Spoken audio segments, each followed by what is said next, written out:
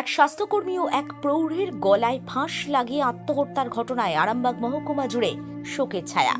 খানাকুলের এক প্রৌঢ় এবং আরামবাগের এক স্বাস্থ্যকর্মী, দুই পৃথক দুর্ঘটনা দুজনকে ঘিরে। গলায় ফাঁস লাগিয়ে আত্মহত্যা। জানা গেছে মঙ্গলবার হুগলি জেলার খানাকুল থানার অন্তর্গত ঘোষপুরের বাসিন্দা শিশির সামন্ত, বয়স আনুমানিক 58 বছর, মানসিক অবসাদে ভুগছিলেন। এদিন সকালে গলায় ফাঁস লাগিয়ে বাড়ির মধ্যে ঝুলে পড়েন। খানাকুল থানার পুলিশ তাকে উদ্ধার করে চিকিৎসার জন্য নিয়ে গেলে চিকিৎসকরা মৃত বলে ঘোষণা করেন। অন্যদিকে আরামবাগের বেঙ্গাপাতানলের বাসিন্দা সঞ্জিত চ্যাটার্জি, বয়স আনুমানিক 30 বছর, গতকাল অর্থাৎ সোমবার রাতে গলায় ফাঁস লাগিয়ে আরামবাগ থানার পুলিশ তাকে উদ্ধার করেন। মেডিকেল কলেজ হাসপাতালে নিয়ে যাওয়া হয়। চিকিৎসকেরা তাকে মৃত বলে ঘোষণা করে।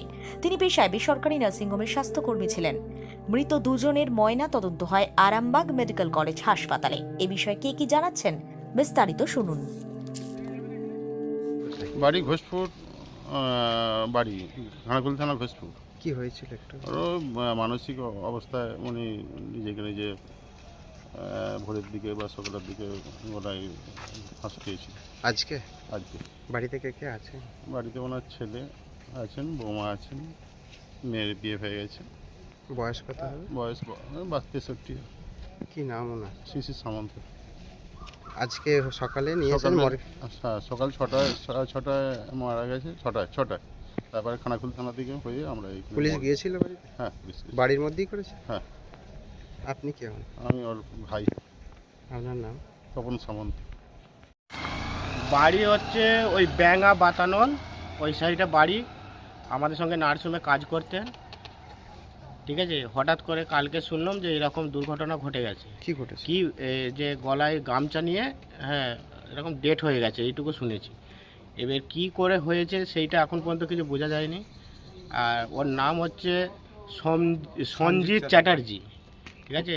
ও হচ্ছে তোমার ব্যাঙ্গা বাতানলে বাড়ি।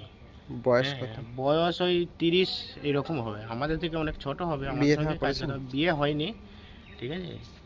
বাড়িতে কে কে আছে? বাড়িতে ওর মা আছে, হ্যাঁ, বাবা আছে না, মা বাবা আছে, আর দাদা বৌদি, দু ভাই। এই ছোট ছিল, কাজ করতে নার্সিং? হ্যাঁ, নার্সিংয়ে কাজ করতো। বহুদিন আমাদের সঙ্গে কাজ করেছে। হ্যাঁ। আপনার নাম? আমার নাম হচ্ছে শেখ বাপি। প্রতিবেশী? না, আমিও বন্ধু, ঘনিষ্ঠ বন্ধু একদম। হ্যাঁ, যে কিভাবে হলো সব কিছুই আমাদেরকে বলে করে, আমরা হিতা যাই বেড়াতে যাই, কিন্তু এই টাইমটা না আর কিছু। কবে ঘটেছিল? কালকে? কাল বাড়িতেই? কালকে বাড়িতেই ঘটেছে। সারাদিনে আপনার এলাকার খবর দেখতে আমাদের বাংলা দিশা ডিজিটাল ফেসবুক ও ইউটিউব পেজটি লাইক করে রাখুন এক্ষুনি।